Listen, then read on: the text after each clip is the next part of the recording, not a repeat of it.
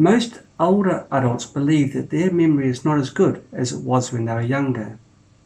They may misplace keys, blank on someone's name, forget a phone number, or have trouble finding words. A study in Finland documented that 76% of people over the age of 60 reported problems with their memory. It is known as age-associated memory impairment, or AAMI, if there is no medical condition that causes this loss of memory. Age-associated memory impairment may indicate the risk for the eventual development of dementia and Alzheimer's disease. Due to the rapidly increasing number of elderly people in the world's population, the development of treatments for age-associated memory impairment has become a top priority for public health. In this video, we will introduce you to the study conducted by researchers at Northwestern University in Illinois. These researchers used pulsed EMF therapy to stimulate the brain in older adults to see if they could improve their memory. The study was published in the journal Neurology on April 17, 2019. The study group included 16 adults with normal age-related memory impairment, ages 64 to 80.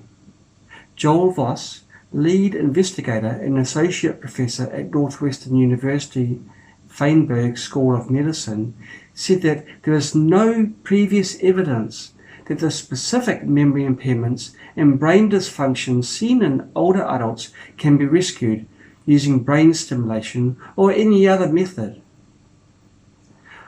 Voss's team located the hippocampus, which is responsible for memory and is known to shrink with age. The hippocampus plays a fundamental role in the formation of new memories about experienced events. It's the part of the brain that links two unrelated things together into a memory, like the place you left your keys or your new neighbour's name, Voss said.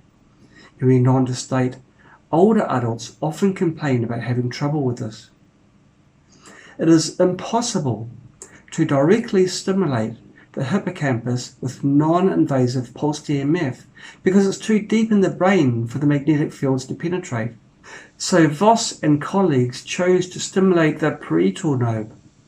The parietal area overlies the area of the hippocampus and has high connectivity to the hippocampus. Stimulation of this area is expected to influence the hippocampus to enhance memory. Before they started the stimulation, younger people and 16 older adults were given memory tasks in which they learned arbitrary relations between paired things to get a baseline, such as this object goes on this spot of the computer screen. Compared to the younger group, who averaged around 55%, the older individuals were only correct about 40% of the time. Stimulation was done using a pulsed EMF device at about 10 pulses per second for 20 minutes of each session over 5 consecutive daily sessions to the left side of the head. The researchers also used functional MRI on the brain to check how active a part of the brain is at a given time. 24 hours after the final stimulation, the subjects were given a new memory task in which they had to learn new arbitrary relations between paired things. Older people's memory got better up to the point where they could no longer tell the difference between them and the younger people. They got substantially better. The study also used a fake placebo stimulation condition which did not improve memory.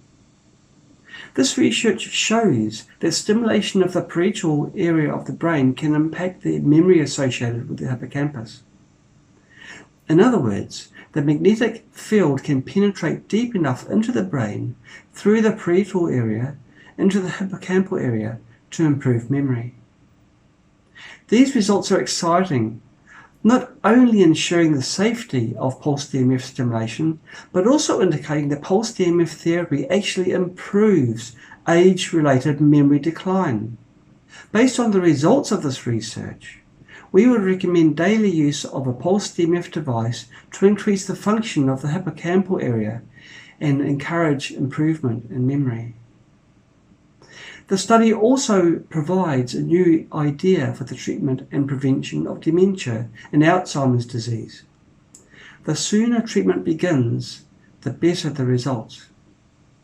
Obviously, we cannot get the same benefits as treating earlier age-related memory loss if Alzheimer's disease has already become established.